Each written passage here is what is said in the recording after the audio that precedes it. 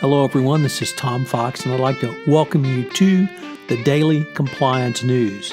The Daily Compliance News is an offering of the Compliance Podcast Network.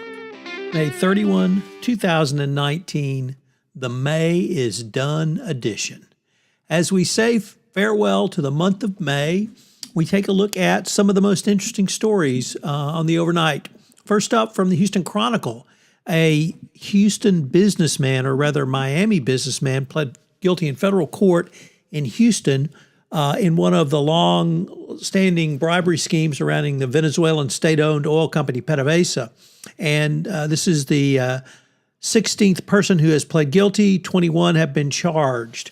But what made this particular guilty plea most interesting and different from all the others is that in addition to bribing officials of PdVSA, the guilty party, one Jose Manuel Gonzalez Testino, a dual citizen of the United States and Venezuela, also bribed CITGO employees. Now, CITGO is a U.S. company 100% owned by PdVSA. And this is really the first time we have seen CITGO dragged into this in a very direct way.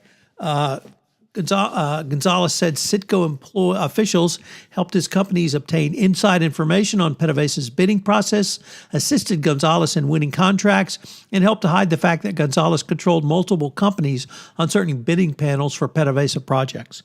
This really portends extraordinarily poorly for CITGO, who has managed to evade and avoid, I should say avoid, not evade, U.S. sanctions that have been directed at Venezuela and PdVSA, but that may be getting ready to change if they're part of the PdVSA bribery scheme. Next up, from the New York Times, the former head of Mexico's state-run oil company Pemex and a top ally of the former president Enrique Peña Nieto has been charged in the first major graft case against Pemex officials. The case stems from the Odebrecht case, and he is charged with bribery and tax fraud in accepting monies from Odebrecht. As we often ask on this podcast, who is in your supply chain? Well, for 1,200, yes, that's 1,200 U.S. groups, the Huawei ban has hit that many companies. 1,200 U.S. suppliers have been hit by the Huawei ban. So do you sell to Huawei? Do you buy from Huawei? Are you involved with Huawei?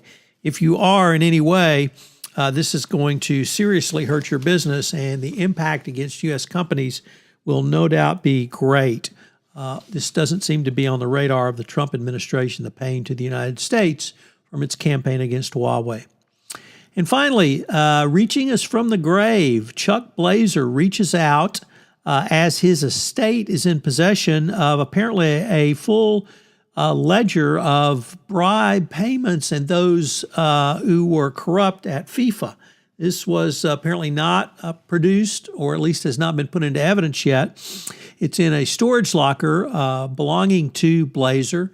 That storage locker is under the control of his estate, although the IRS has a $20 million lien on his property, so it's going to be interesting to see who gets that. But turns out that he may reach out from the grave and get a fair number more people, which would certainly be appropriate given the corruption around FIFA and what it's been going forward. I hope you have had a great month of May and look forward to June. Finally, it is here, my latest podcast offering, Trekking Through Compliance, an exploration of compliance through the lens of Star Trek, the original series. This is something I've wanted to do for some time, and with the help of the creative team at One Stone Creative, we're going to put together a great podcast series for you where I take a look at each episode of the original series of Star Trek and provide you 3 compliance lessons.